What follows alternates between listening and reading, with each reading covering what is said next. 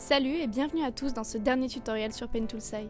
Vous avez été nombreux à me demander si je dessinais sur tablette, ce à quoi j'ai répondu oui, mais aujourd'hui j'ai envie de vous prouver qu'on peut faire un joli linéart et surtout une jolie coloration avec simplement votre souris. Alors dans un premier temps, je vous conseille de scanner votre dessin ou de le prendre en photo et ensuite de l'importer sur votre ordinateur. Vous l'ouvrirez ensuite avec le logiciel Sai et on va pouvoir commencer tout de suite. Une fois votre dessin importé sur Sai, automatiquement, le dessin va s'ouvrir dans un nouveau calque. Nous, ce qu'on va faire, c'est qu'on va créer un calque par-dessus pour pouvoir dessiner sur notre dessin. Donc c'est le calque avec une petite icône de feuille blanche avec une plume de stylo dessus. Donc ce calque, il a des outils spéciaux qui nous permettront de bien travailler avec la souris. On va principalement s'aider de l'outil Curve qui représente une sorte de courbe avec des points sur votre écran, moi tout à droite. Et on va venir, avec notre souris, placer point par point les courbes de notre linéart.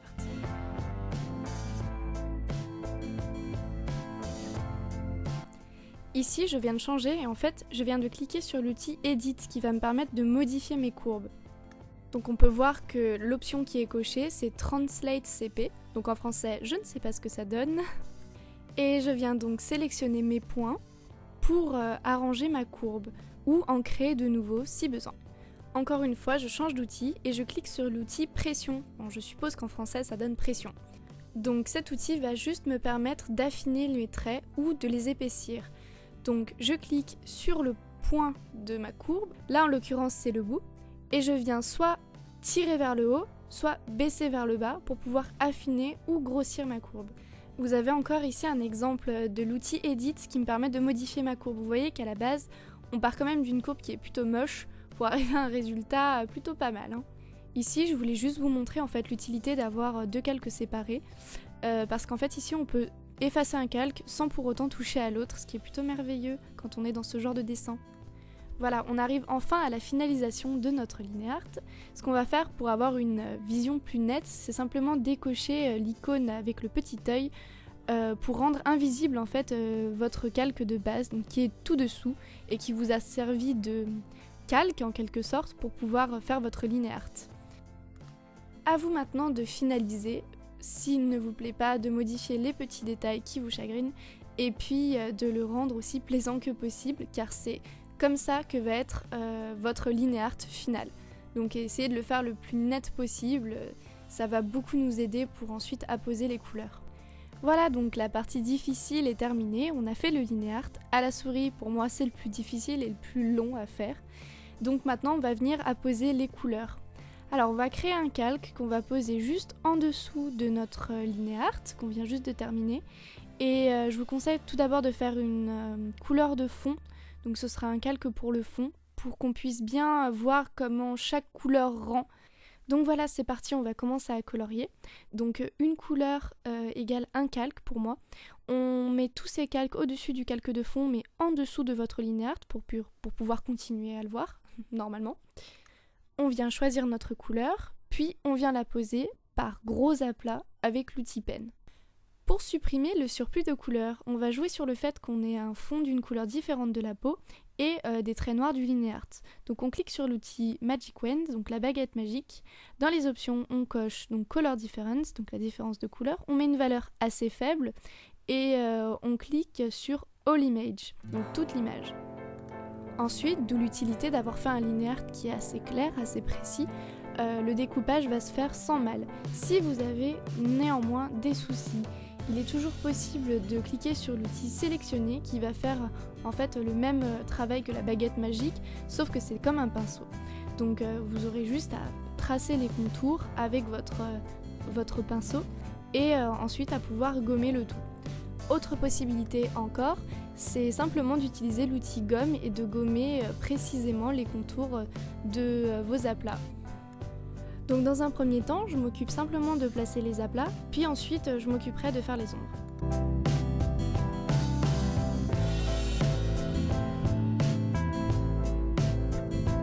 On me voit ici en train d'essayer d'appliquer ma méthode tant bien que mal, donc je vous cache pas qu'elle marche pas à tous les coups, si vous y arrivez pas, c'est pas très grave.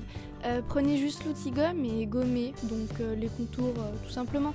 Bon, ça sera un petit peu plus long, mais au moins vous êtes sûr que ça marchera et qu'il y aura aucun souci.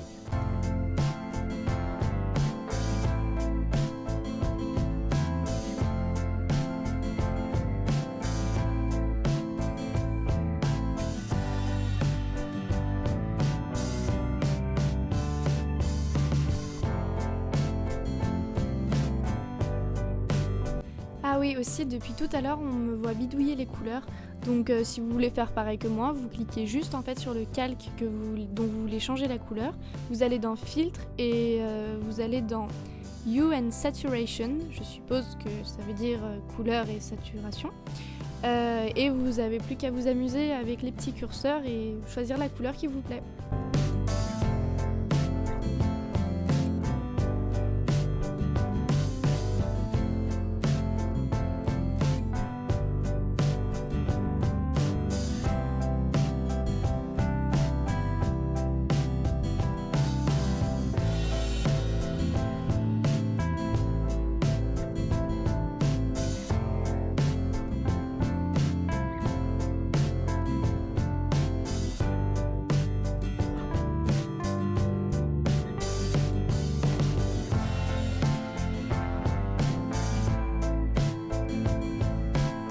La partie des ombres va donc bientôt commencer, donc là je vais faire une petite flèche qui va vous indiquer dans quel sens vient la lumière, donc pas faire des ombres un peu n'importe où comme bon nous semble.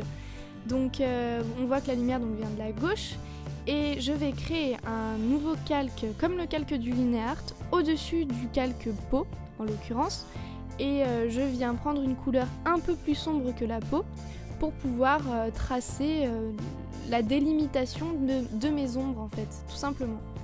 Alors aussi, un truc assez important, c'est que les calques que vous avez créés comme votre LineArt sont des calques avec donc des outils spéciaux et on peut malheureusement pas appliquer donc les couleurs normalement on va dire sur ces calques. Donc ce qu'il faut faire c'est aplatir le calque. Pour cela on va simplement donc dans Calque et Rasterize Line Work, un superbe accent anglais. Et donc ça veut dire certainement en français aplatir le calque. Ensuite, vous n'aurez plus qu'à remplir avec une couleur plus sombre et l'outil pot de peinture dans les zones sélectionnées. Donc voilà, j'ai un peu accéléré. On va simplement maintenant venir cliquer sur notre calque qu'on a aplati tout à l'heure et on va utiliser l'outil Blur, donc flouter. Et on va venir flouter certaines parties de nos ombres pour les rendre plus douces et faire un effet plus travaillé. Pour le rose des joues, on va venir créer un nouveau calque par-dessus notre calque d'ombre et on va en fait cocher l'option Clipping Group qui se situe dans les options même du calque en fait. Voilà, donc on va utiliser l'outil Airbrush et on va venir appliquer notre couleur sur les joues. Donc choisir la bonne teinte et l'estomper si besoin.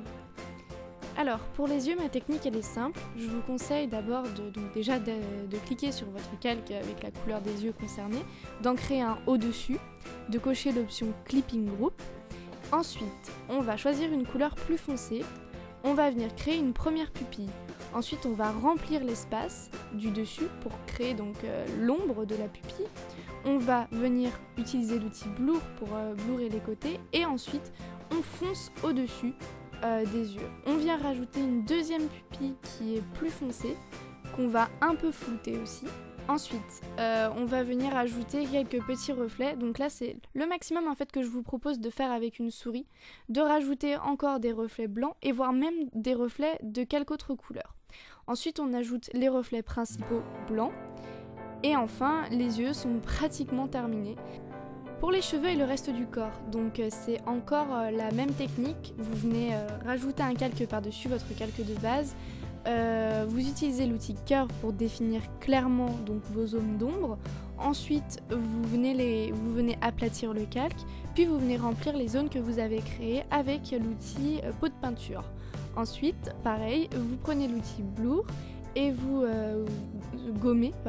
vous floutez les zones que vous désirez flouter pour rendre un effet un peu plus doux. Et bien voilà, on arrive enfin à la fin de notre tutoriel et j'espère que vous avez aimé cette vidéo. Moi j'ai pris beaucoup de plaisir à la faire et à dessiner pour vous à la souris. Je voulais vous montrer que c'était possible et qu'on peut toujours y arriver même si on n'a pas de tablette. Voilà, donc merci d'avoir regardé cette vidéo. N'hésitez pas à regarder mes autres vidéos. Et surtout, si vous avez des problèmes aussi, n'hésitez pas à les mettre en commentaire et je vous répondrai sans aucun problème. Merci d'avoir réagi et continuez à le faire, ça me fait plaisir de voir vos commentaires, de voir que vous êtes réactifs et de voir qu'est-ce que je pourrais améliorer en fait dans mes vidéos. Bisous à tous!